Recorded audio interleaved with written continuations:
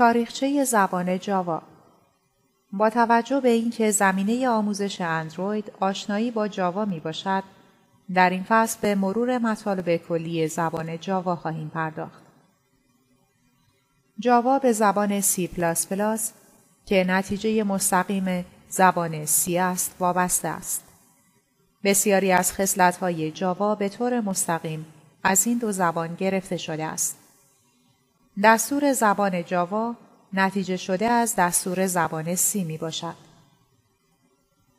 بسیاری از جنبه‌های OOP زبان جاوا از C++ به آریت گرفته شده است.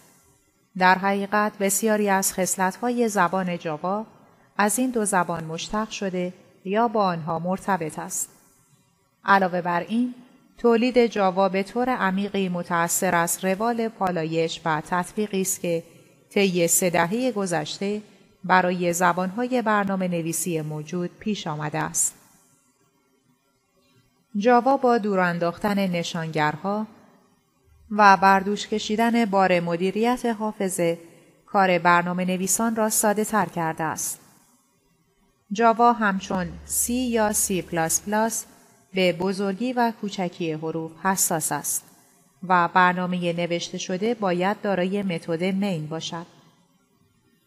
تاریخچه زبان‌های برنامه‌نویسی بدین شرح است. زبان B منجر به ظهور زبان C و C زمینه پیدایش C++ شد و در نهایت زبان جاوا متولد شد. درک زبان جاوا مستلزم درک زمینه‌های لازم برای ایجاد جاوا، نیروهایی که این زبان را شکل دادند و مشخصاتی است که این زبان از خود به ارث برده است. نظیر سایر زبان‌های برنامه‌نویسی موفق، جاوا نیز عناصر به ارث برده از اسلاف خود را با ایده‌های ابتکاری که ناشی از محیط منحصر به فرد این زبان بوده در هم آمیخته است. فیلم‌های بعدی جنبه‌های عملی زبان جاوا شامل دستور زبان و کتابخانه‌ها و کاربردهای جاوا را توصیف می‌کند. جاوا هم مانند اکثر اختراعات مهم حاصل تلاش گروهی دانشمند پیشتاز است. مدیران به این فکر افتادند که کاری کنند که سیستم مزبور بتواند به سیستم سخت افزاری مختلف منتقل شود. برای این منظور ابتدا از کامپایلر C++ استفاده کردند، ولی به زودی نارسایی C++ در این زمینه خود را نشان داد. برنامه نویسی شیگرا هسته اصلی جاواست. در حقیقت کلیه برنامه‌های جاوا شیگرا هستند. برخلاف C++ که در آن امکان گزینش شیگرایی وجود دارد. روش‌های OOP آنچنان با زبان جاوا پیوستگی دارند که حتی قبل از نوشتن یک برنامه ساده جاوا نیز باید اصول OOP را فراگیرید. می‌دانید که کلیه برنامه‌های کامپیوتری دارای 2 عضو هستند: کد و داده. علاوه بر این یک برنامه را می‌توان به طور نظری حول محور کد یا داده‌اش سازماندهی نمود. یعنی بعضی برنامه‌ها حول محور آنچه در حال اتفاق است یا کد نوشته شده و سایر برنامه‌ها حول محور آنچه تحت تأثیر قرار گرفته است یا داده نوشته می‌شوند. اینها 2 الگوی مختلف ساخت یک برنامه هستند.